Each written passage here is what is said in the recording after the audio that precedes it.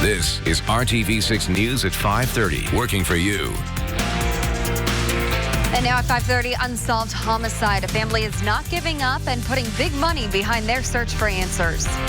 And they've been open for table games. Now Indiana's two racinos are getting ready to welcome spectators to watch the horses run. Chris. Here's what we're talking about today in our lineup. We are seeing more employment scams right now, the warning signs that you need to look for. And top health leaders want kids back in classrooms this fall, but we're going to tell you what a major teacher union says needs to happen first. Also this. It should be a big wake-up call for all of America, but there's a lot of problems that need to be fixed. How one community is staying resilient as we're seeing murals created to support the Black Lives Matter movement being defaced across the country.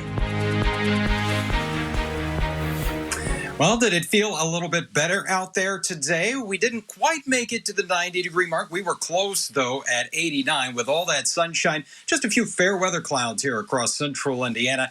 Those temperatures are still coming in close to that 90-degree mark, though, all across central Indiana this afternoon. A sign of things to come as we're going to be building on this heat through the holiday weekend. 90 degrees right now in Lafayette, Para 8 on the thermometer in Indy, and 90 in Bloomington. Couple of things making it feel a little better today. First, that east breeze between 10 and 15 miles per hour, and also the humidity at 39%. So we will take that lower number there. As we look to satellite and radar, very quiet. You can see there are a few showers and storms in Illinois, but those are actually sliding back to the southwest. And that high pressure area over Wisconsin is going to be taking control of our weather. And over the next 7 days, our high temperatures are going to be 90 degrees or warmer, and that humidity is going to be on the rise as well. So that means we've got some heat index values that are going to be running close to the 100-degree mark. So maybe take advantage of that better feel in the air out there this evening. Head to the drive-in. We're going to feature those clear skies and temperatures around 80 through 10 o'clock, Amanda.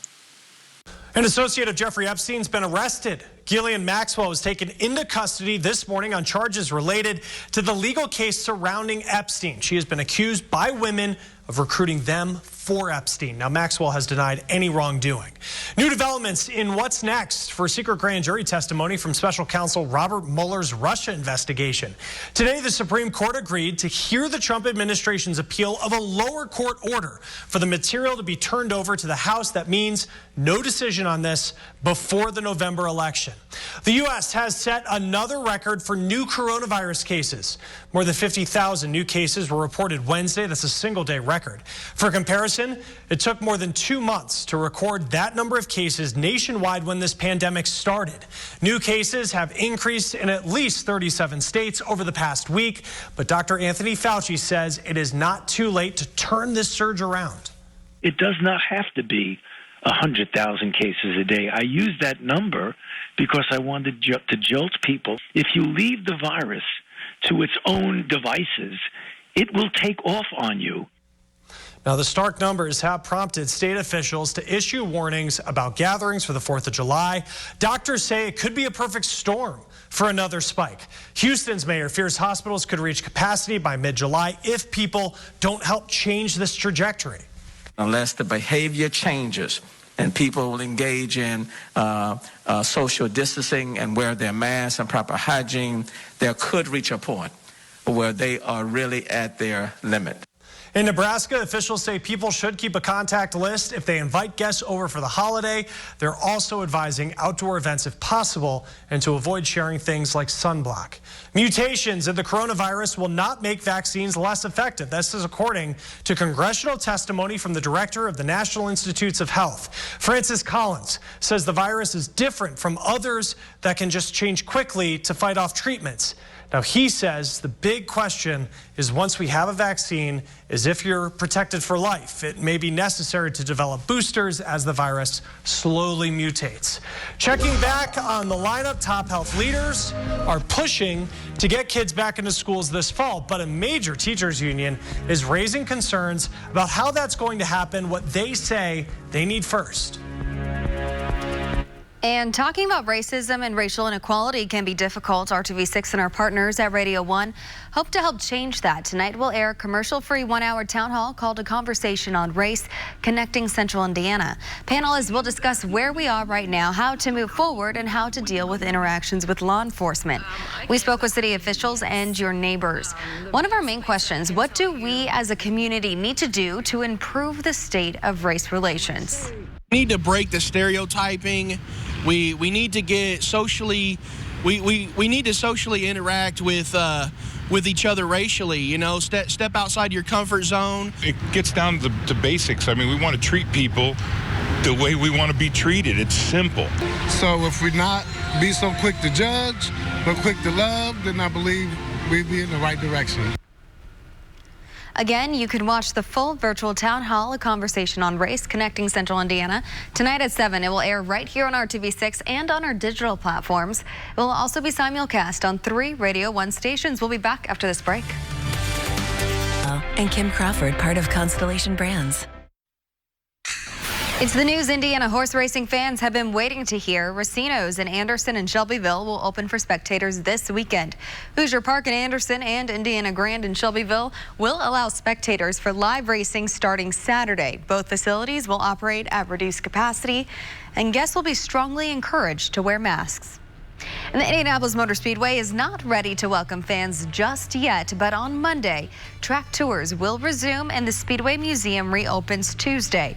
Masks will be required for all visitors 3 and older in the museum, and on the tour buses, you're asked to bring your own mask. You'll also undergo a no-contact temperature check. Debit and credit cards only, no cash, and the ATM is not available. There will also be capacity restrictions in the museum and on the buses. The topic of returning to school seems to be more unified, with top health leaders agreeing that kids need in-person learning. But there is frustration from a major teachers union on action, specifically funding to make it happen. It's time to listen to parents and listen to teachers and get us the funding from the HEROES Act and actually stop the nonsense of playing politics with public health and people's lives. Randy Weingarten is the head of the American Federation of Teachers. It put out a comprehensive return to school plan back in April. It follows proven health practices to reduce virus spread and hybrid learning models. In the early grades, a lot of the direct instruction will be done in these in school, and the reinforcement will be done remotely. In the more senior grades, a lot of the direct instruction will be done remotely, and the reinforcement will be done in school. And we've learned that this asynchronatic model actually really works because teachers all, for the last several months have been trying different things. On top of a completely different learning environment, teachers will deal with new academic, behavioral, and mental health challenges in students, all related to 3 different crises they and families are experiencing right now. The union says it will put safety first, then well-being, then instruction. And we're going to have to, as school teachers, deal with all of that and create a safe and welcoming environment for all of our kids. So that's why many of us are proposing, wrapping services around a school. In terms of will returning to school be safe, Weingarten says yes, if there isn't a trend of rising community spread and schools follow proven strategies. All right, let's get back to our lineup here. High unemployment is leading to more job scams online right now. Got the job, it seemed legit, and then he started asking, if I'm going to pay you, I need you to go buy Google cards. What she missed before it got to this point and the other warning signs that you need to be watching for. Keller and Keller. Right now. The Department of Labor just released its latest report showing jobless claims in the U.S. remain elevated. 1.43 million people filed new unemployment benefit claims last week. There are about 19.3 million continued claims or people still unemployed. Alicia Nieves shows us how high unemployment is leading to an increase in scam activity. There are a lot of people looking for work right now. and therefore a lot of people who are being targeted by scammers. I was actually scammed myself. In March, shortly after Amelia Brockman uploaded her profile to the gig site Upwork, she had her first experience with what's known as an employment scam. A job by a guy who would pay a lot of money for it. I was desperate because I didn't want to go back to actual outside work. This put her in a vulnerable place where she ignored some of the warning signs. I got the job, it seemed legit, and then he started asking, if I'm going to pay you, I need you to go buy Google cards. Something about, he needed to put me in the system. She never got paid. In fact, lost roughly $3,000 in Google card purchases. People are heartless at this point. Not everyone, just the scammers. And it's getting ridiculous. Over the past 3 months, while looking for other work, Brockman has come across at least 40 other job scam posts, including this one where during an interview, the interviewer started asking her for personal information and to purchase equipment. And then I called the company and eventually I texted him back, dear sir, that is a scam. You don't work for him, and he blocked me. According to the Better Business Bureau, employment scams rank #1 as the riskiest scams right now. A newly released report by the BBB shows 53% of the people targeted by employment scams are unemployed, and roughly 75% of the people actually scammed are in personal financial crisis. To avoid being a victim of an employment scam yourself, the BBB says there are a few things you can do. They include noticing if a job posting has grammatical errors or misspellings. If it does, it's usually a scam. Remembering you should never have to pay to get a job or have to provide your credit card and bank account information. Legitimate employers provide a paper check option to get paid. Lastly, try to research the company or employer to see if they have had complaints. If you come across a posting that you suspect is a scam or get scammed, you should go report it. You don't want other people to be scammed the same way. I'm Alicia Nieves reporting. Today marks 5 months since an Indianapolis father was killed at his West Side home, and despite surveillance photos being released to the suspect's vehicle, there has not been an arrest in this case. Tonight, our Nicole Griffin is learning family and friends are offering a large reward for information that leads to an arrest. The fact that we don't even know what happened is the hardest thing. We don't know what happened or why. On July 4th, Stephen Jamel would have celebrated his 43rd birthday. He was a little rough around the edges, but he was a really good guy, and he was a really good father. Kathleen Roberts and Stephen dated for 8 years. They lived together at this home on Rockville Road. We had plans. I found out after the fact that he had been ring shopping. On February 2nd, within a matter of seconds, the plans these two had were cut short. Neighbors called Kathleen, who was at work around midnight, saying they heard gunshots. My neighbors walked outside when they heard the gunshots and saw 2 people in our backyard. My neighbors tried to chase them, but they fired shots back at my neighbors. Kathleen immediately left work. She knew Stephen had been at a friend's house preparing food for a Super Bowl party. And I'm calling him, and he's not answering, because it wasn't in my head that he was even home. Detectives say Stephen was followed by the suspect from Washington Street to his home on Rockville Road near Holt Road.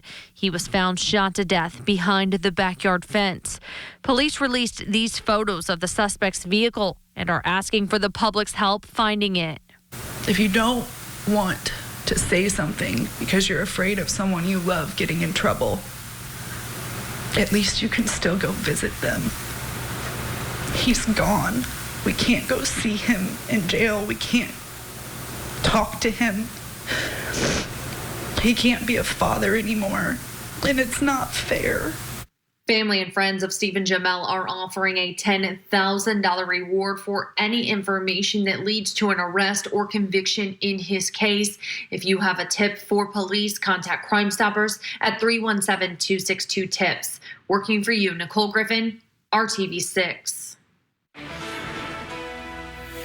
Let's take you to the Indianapolis Motor Speedway. It'll be nice to have some action around the track again this weekend, and we'll be keeping an eye on radar. Could have a spotty shower or thunderstorm on Saturday. But really the bigger story here is going to be this long stretch of heat. We're talking about at least a week of 90-degree temperatures, and combine that with some rising humidity levels. Heat index values are going to be around 100 degrees at times.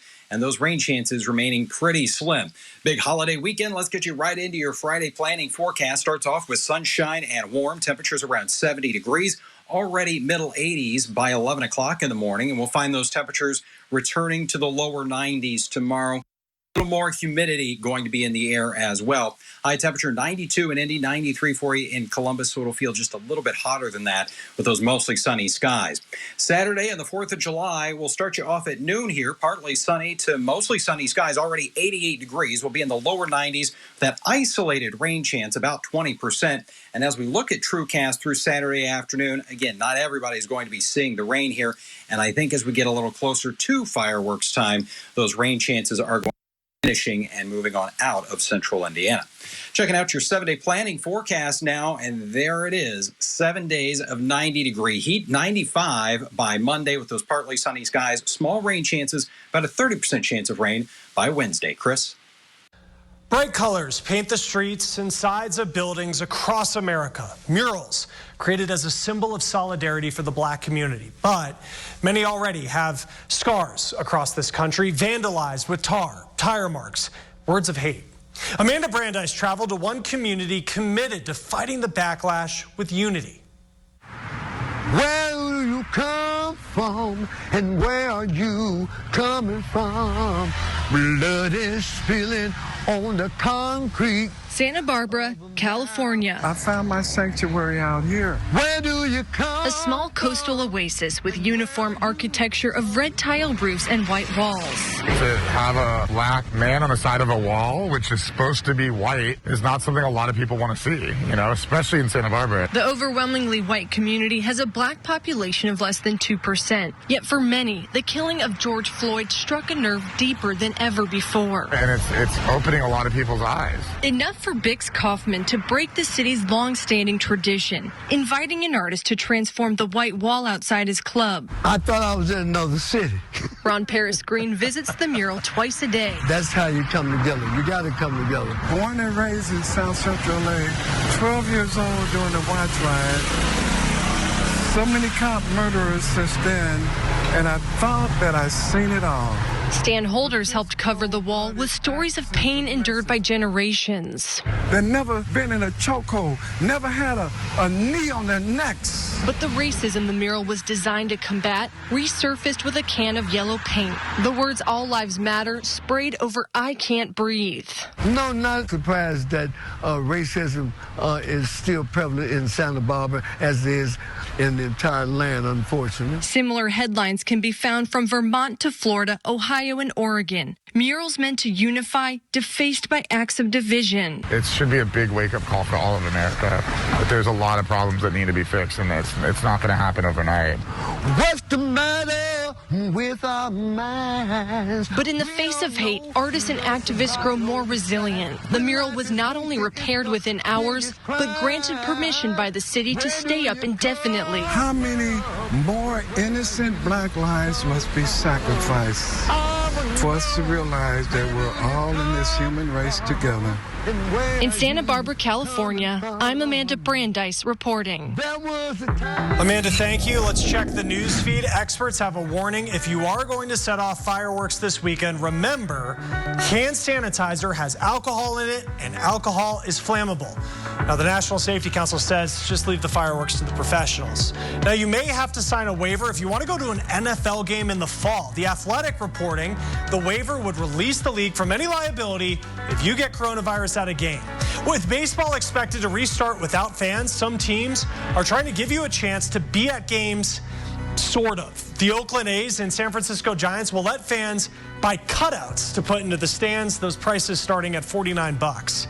Researchers say there is science to support the move to closing bars nationwide. They say it comes down to one thing: heavy breathing and close proximity. In bars, people are usually standing or sitting pretty close to each other, and they are also frequently touching the same surfaces. Researchers add alcohol lowers inhibitions, and that leads to people to not follow safety protocols as stringently.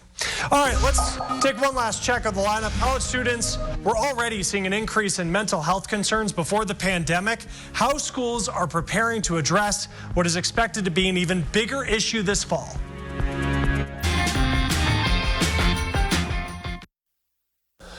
Growing mental health issues among college students were already a concern, and now schools are preparing for what comes next in the fall because of both the pandemic and a renewed attention on racial issues in this country. Now, about 24% of college students were diagnosed with or treated for anxiety problems last year, according to a study by the American College Health Association. Now, that's up from about 10% a decade earlier. It's a similar trend among the number of students diagnosed with or treated for depression.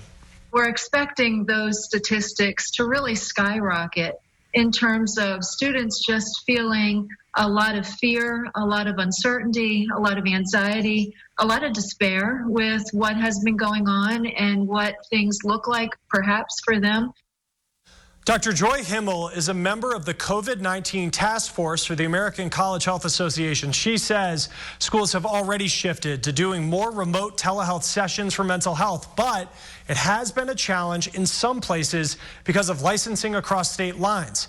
A lot of states have done waivers to allow this. Himmel is concerned about when states of emergency are lifted and these waivers won't be there anymore. She says it will also be important to focus on freshmen.